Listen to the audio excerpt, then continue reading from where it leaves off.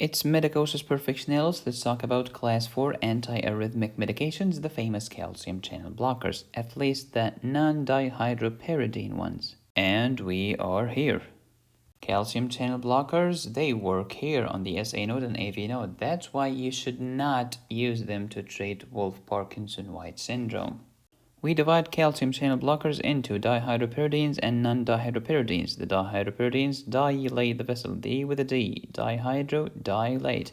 The non-dihydropyridine, they slow down the heart. Which group do you think should be used to treat arrhythmia?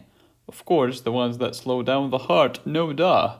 These are the non-dihydropyridines. Calcium channel blockers, including verapamil and diltiazem. How do they slow down the heart? They block the calcium channels, the L type, and this decreases the slope of phase 4. It takes longer for the action potential to actually happen. And these are the nodal tissues, the pacemakers of the heart. Verapamil, diltiazem are the calcium channel blockers that can be used as antiarrhythmics. This is class 4, which decreases the slope of phase 4.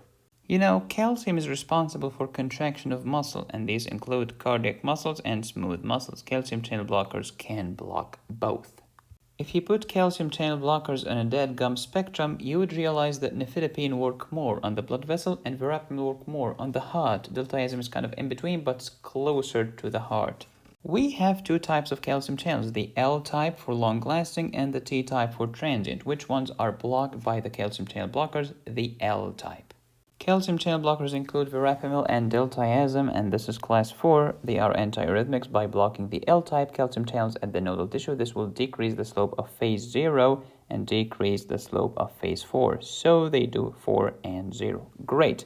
We use them for SVT, supraventricular tachycardias. Absolutely, because they slow down the AV node. They are pro-arrhythmics. Imagine my shock. Most of the antiarrhythmics are pro-arrhythmics. Anyway, they can lead to AV nodal block because, as you know, heart block is an arrhythmia.